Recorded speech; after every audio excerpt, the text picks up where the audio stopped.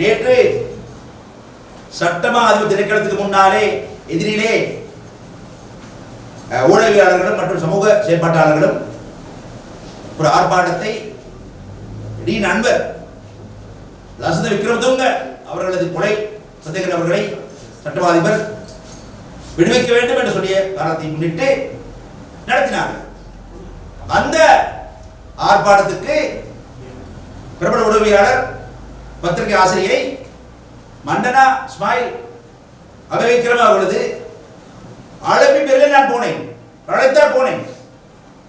அதே போல அங்கே இந்த ஆர்ப்பாட்டத்தை ஏற்பாடு செய்திருந்த பிரபல மனதின போராளி செயற்பாட்டாளர் சகோதரர் தரிது ஜெயவர்தன அவர்களிடம் இதை பற்றி நான் உரையாடி இருக்கிறேன். அவர்கள் நன்றாக தெரியும்.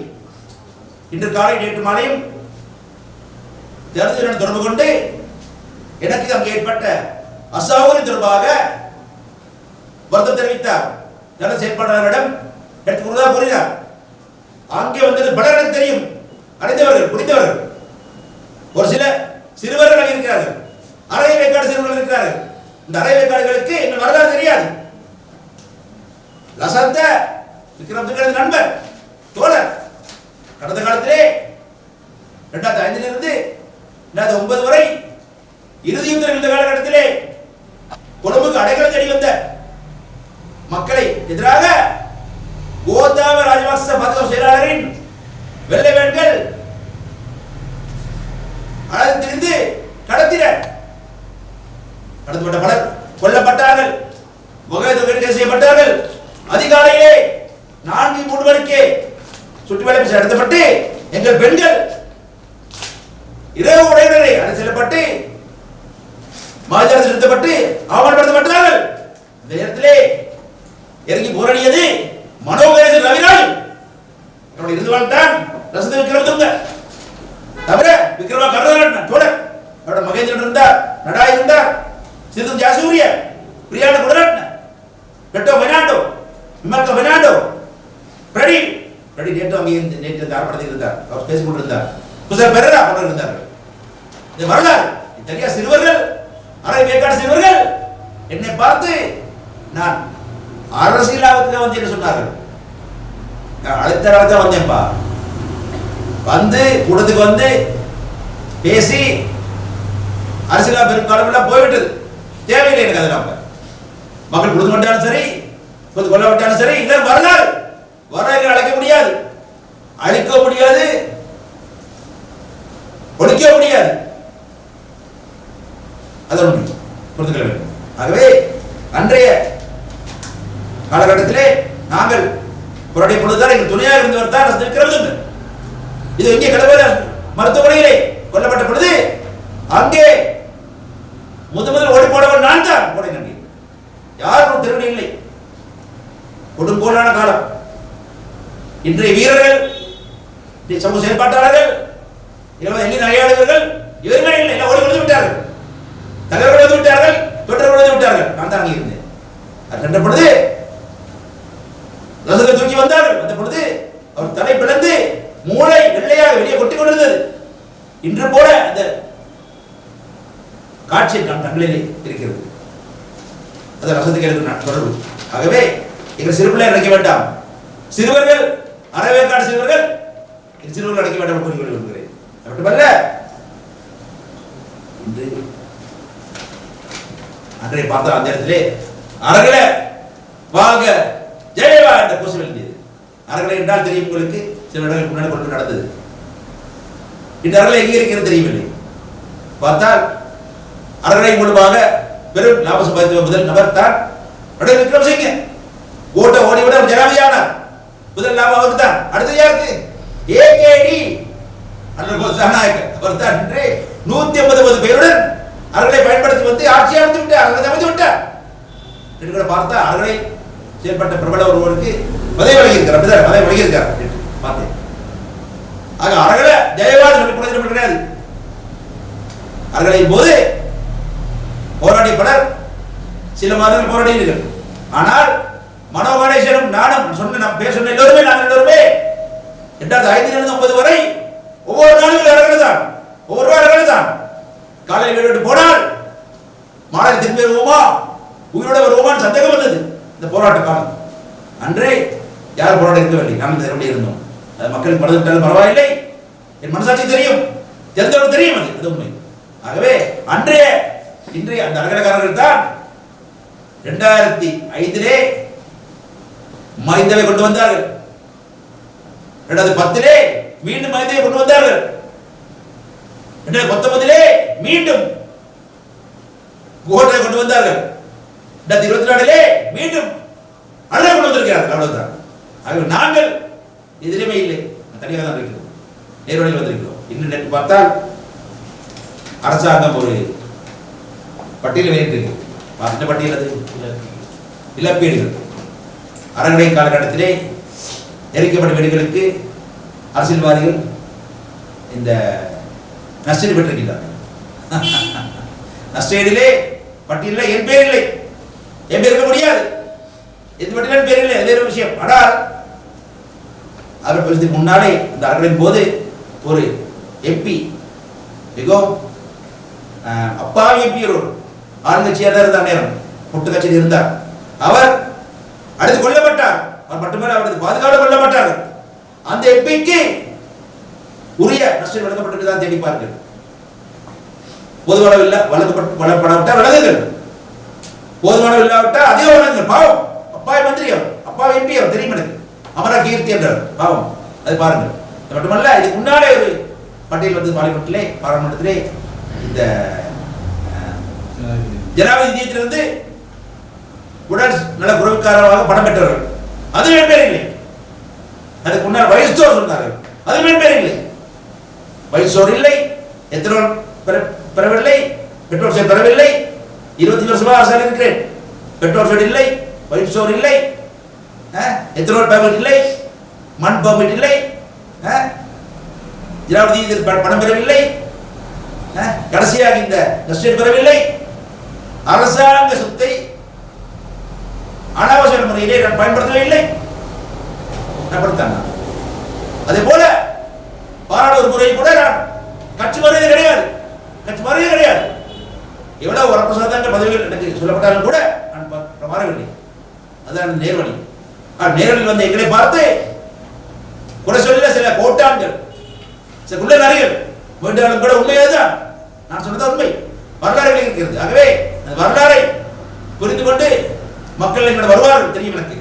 நான் மீண்டும் பலமாக எழுந்து வருவோம் நம்பிக்கை இருக்கிறது நிச்சயமாக. ஏனென்றால் எப்பொழுதுமே நீதியை அழுத்தொடுத்திட முடியாது, ஒடுத்து வைக்கலாம், ஒழுக்க முடியாது, ஒடுக்கலாம், ஒடுக்க முடியாது, உண்மை. ஆகவே நிச்சயமாக எழுந்து வருவோம் நிச்சயமாக கூறிக்கொண்டு விடைபெறுகிறேன். தெரியும் போல் அசந்த ஊடகவியலாளர் கொல்லப்பட்டது சம்பந்தமாக சட்டமாதிபர் திணைக்களத்தில் ஒரு கடிதம் வெளியிடப்பட்டது. அது சம்பந்தப்பட்ட சந்தேக நபர்கள் விடுவிக்கப்படலாம் அப்படின்னு. இந்த கடிதம் தொடர்பாக உங்களுடைய கருத்து என்ன? காரணம் ஜனாதிபதி கூட சட்டமாதிபர் சந்திச்சு சொல்லியிருக்காரு, பேசியிருக்காரு.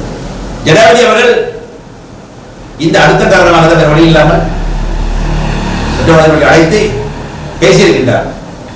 சட்டமாதிபர் உடனடியாக அதை விளக்கப்பட வேண்டும் என்று கேட்க விரும்புகிறேன். நேற்று அங்கே இருந்தால் சொல்லியிருப்பாங்க, சொன்னாங்க, நான் சொல்றேன், நடந்திருக்கிறோம். அது மட்டுமல்ல, சட்டமாதிபர் மட்டும் புரிந்து கொள்ள வேண்டும். இந்த அரசாங்கம் இத்தகைய ஊடகவியலாளர்கள் மீது கொலை குற்றச்சாட்டு சாட்டப்பட்டவர்கள், அந்த கொலை குற்றங்கள் அது மட்டுமல்ல, சிவராம் மற்றும் பலர் இருக்கிறார்கள். அதே போல அரசியல் இருக்கிறார்கள், நடராஜ் ரவிராஜ் போன்ற இருக்கிறார்கள், பலர் இருக்கிறார்கள். எல்லா கொலையும் கண்டுபிடிப்பதை சொல்லி வந்தார்கள். ஆக அவர்கள் செய்ய வேண்டும். அதை செய்யாமல் குற்றச்சாட்டுவார்கள் செய்வது என்பது எடுக்க முடியாது. அடுத்த சந்தேகம் வருகிறது. ஆகவே ஏனென்றால் சட்டவாதிபர் திணைக்களம், போலீஸ் திணைக்களம், நீதிமன்றம் மூன்று சேர்ந்தால்தான் தண்டனை வழங்கலாம். விசாரிக்க வேண்டும், விசாரித்து தகவல்களை சட்டவாதிபருக்கு வழங்க வேண்டும். சட்டவாதி திணைக்களம் குற்றப்பத்திரிகை செய்து நீதிமன்றம் வழங்க வேண்டும். அப்படிதான் நீதி செயல்படும். அதான் முறை. அது முதலேயே அந்த குற்றச்சாட்டுப்பட்டவர்களை விடுவிக்க வேண்டும் என்று சொன்னால் பிழை. உடனடியாக நேற்று வெளியிட்டு இருந்தால் நாங்கள் அடுத்த பாராளுமன்றத்தை கொடுத்தோம், வெளியே கொடுத்த காரணத்தினாலே என்ற அவர்களுக்கு கிடைக்க போய்விடும் என்று கனககுமார சகோதரர் நினைத்தார் தெரியவில்லை. ஆனாலும் கூட இந்த சட்டமன்ற வெளியேற்றே ஆக அது மட்டும் இல்ல, சட்டவாதியோட பேர் என்ன பாருங்க, நடசிங்கம். இதோ சிங்கம் வரவா இல்லை, இல்ல அதெல்லாம் சிங்கம் தான் இங்க இருக்குது, வேற புலி இல்லையே, சிங்கம் தான் இருக்குது, பிரச்சனை இல்லை. அதுக்கு என்னன்னா சொல்ல விரும்புகிறேன், ஆண்டாண்டுகளாக நீண்ட காலமாக சிறைகளில் அரசியல் கைதிகளாக தமிழ் கைதிகள் இருக்கிறார்கள். அவருக்கு எதிராக குற்றப்பத்திரிகைகளை வாபஸ் வாங்கி நடவடிக்கை எடுத்து விடுவிக்க வேண்டிய கடப்பாடு அரசாங்கத்துக்கு இருக்கிறது. அரசாங்கம் சொன்னது செய்ய வேண்டிய துறை தான் சட்டமன்றத்தில் இருக்கிறார். அவர்கள் விடுவிக்க முடியாது. லசாந்த சகோதரர்கள் கொலை குற்றச்சாட்டில் இருக்கக்கூடிய உதவியாக குற்றச்சாட்டில் இருக்கக்கூடிய நபர்களை சுலபமாக விடுவிக்கிறீர்கள். விளைக்காது லசந்தவின் குற்றச்சாட்டு இருப்பவர்களை சுலபமாக விடுவிக்கிறீர்கள். ஆனால் தமிழ் அரசுகளை விடுவிக்க முடியாது. இது என்ன? இது வெறுமனே சட்டவாத இலக்கணத்தின் மீது குற்றச்சாட்டு இருப்பவர்களை அரசாங்கம் இருக்க வேண்டும். ஆகவே செய்ய வேண்டும். ஆகவே தமிழர்களுக்கு பாரபட்ச காட்டும் செயல்பாடுகள் இது ஒன்று நினைக்கிறேன். மற்றொரு கேள்வி தான், நீங்கள் பாராளுமன்ற உறுப்பினர் உங்கள் பக்கத்தில் இருக்கிறார், மற்றொரு பாராளுமன்ற ராமநாதன் அர்ஜுனன் அவர் இந்த பாராளுமன்றத்தில் நடந்து கொள்ற விதம், பேசுகிற விதம் எல்லாமே கடும் விமர்சனத்துக்கு உள்ளாகி இருக்குது. நீங்கள் ஒரு தமிழ் பேசுகிற அவர் நடத்தை எப்படி பார்க்கிறீர்கள்? அவர் அடிக்கடி சொல்றார், விடுதலை புலிகளுக்கு தலைவர் வந்த வழிங்கிறாரு, அந்த நிறைய விஷயங்கள் வெளிப்படையா பேசுறாரு. அப்படி பேசுறது சரியா? அதை பத்தி அவர் தமிழ் பேசும் எம்பியா உங்களோட கருத்து? நான் தமிழ் மட்டும் பேசவில்லை, சிங்களம் பேசுகிறேன், ஆங்கிலம் பேசுகிறேன். நல்லா குழந்தையுடைய நாடு தான். சரி, அந்த சொன்ன அந்த எம்பியை பற்றி நான் கருத்து வைக்க விரும்பவில்லை. அவரது கருத்து சபைக்குரியதா என்பதை தொடர்பாக சபைக்குள்ளே ஒரு குழு ஆராய்கிறது நினைக்கிறேன். மட்டுமல்ல, சபைக்கு வெளியே பேசுகிறார் அல்லவா, அதையும் சமூகம் ஆராய வேண்டும். அவர் பாராளுமன்றத்திலே சும்மா கூரை வைத்துக் கொண்டு குதிக்கவில்லை. அவர் மக்கள் தெரிவித்து அனுப்பியிருக்கிறார்கள்.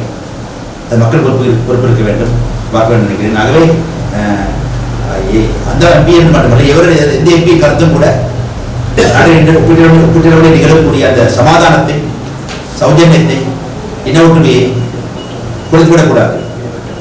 பொறுப்பு எல்லாரும் இருக்க வேண்டும். நாங்கள் யாருக்கு ஆளுங்கட்சியாக இருந்தாலும் சரி, எதிர்கட்சியாக இருந்தாலும் சரி, நாங்கள் நாட்டில் இருக்கக்கூடிய வாழக்கூடிய சிங்கள, தமிழ், முஸ்லீம், பௌத்த, இந்து, இஸ்லாம், கத்தோலிக்க மக்கள் மத்தியிலான, இலங்கை மக்கள் மத்தியிலான ஒற்றுமையை குறைத்துவிடக்கூடாது. அது பொறுப்பு இருக்க வேண்டும். அதை கவனமாக சொற்களை செய்ய வேண்டும் என்று கேட்டுக்கொள்கிறேன்.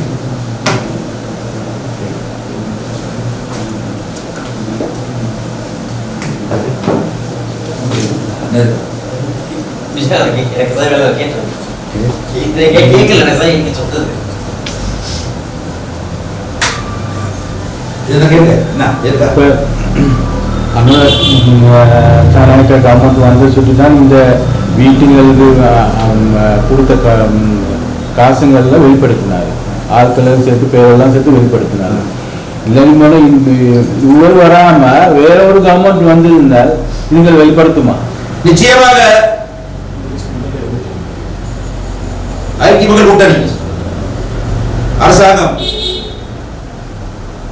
ஆட்சி பெற்றிருக்குமானால் எல்லாம் நடந்திருக்கும். எல்லாம் மனசு வச்சுக்கிறேன். இதுக்கு முன்னாடி இருந்த அரசாங்கம் என்பது ரணில் விக்ரமசிங்க அரசாங்கம். அதுக்கு முன்னாடி இருந்தது கோட்டாபய ராஜபக்ச அரசாங்கம். அதுக்கு முன்னாடி இருந்தது ராஜபக்ச அரசாங்கம், மைத்திரிபால அரசாங்கம். சைப்ரபாத் தலைமையிலே ஐக்கிய கூட்டணி அரசாங்கம் உருவாகவே இல்லை. உருவாகாமல் நாங்கள் கருத்துக்களை இப்படித்தான் முகமாக சொல்லக்கூடாது. இன்றைய பட்டியலை விட பல கட்டிகள் வந்திருக்கும். அது மட்டும் இந்த பட்டியல் சார்பாக குரங்கள் எங்க வெளியாக இருந்தன, எனக்கு தெரியும். அதில் பட்டியலாக பலப்பட்டு வாசிச்சாங்க. ஆகவே இன்று ஐக்கிய மக்கள் கூட்டணி இருக்கும் எந்த ஒரு எம்பியும் இந்த பட்டியலிலே பணம் வாங்குகிறார்கள் தெரியவில்லை. ஆகவே அதை நாங்கள் பொறுப்பு கூற வேண்டும் நினைக்கிறேன்.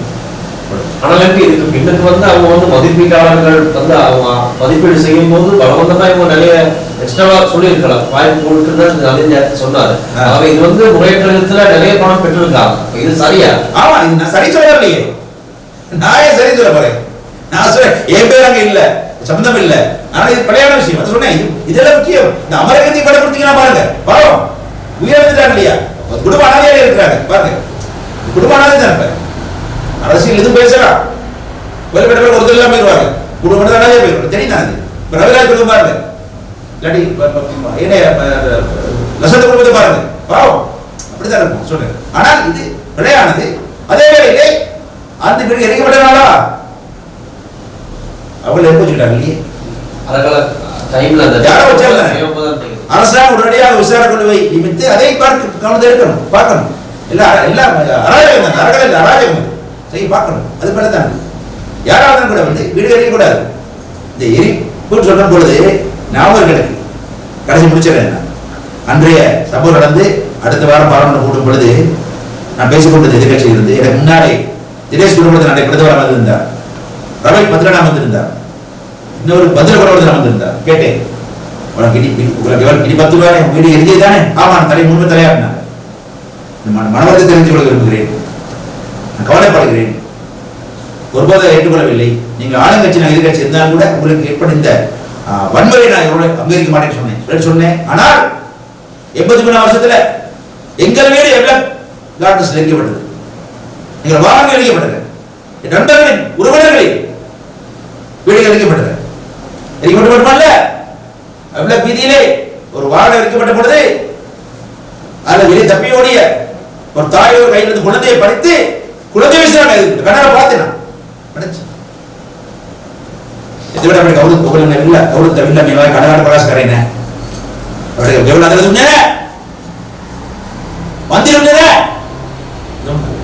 அன்றைய காலகட்டத்தில் எங்களது வீடு எரிக்கப்பட்ட பொழுது எங்கள் நஷ்டம் கிடைக்கிற வந்து தெரிவிக்கிற மண்டபம் கேட்கிற உண்மை அத்தனை இடத்தை பிரயத்தப்படுத்த மனோ கணேசன் நடத்துறாரு.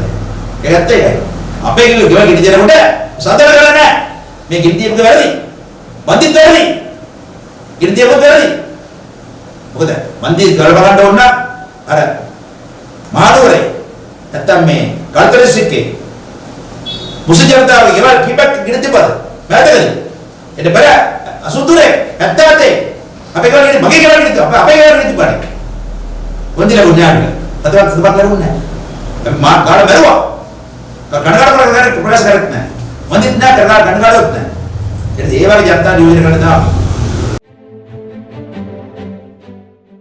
Earn the most trusted British law degree in town.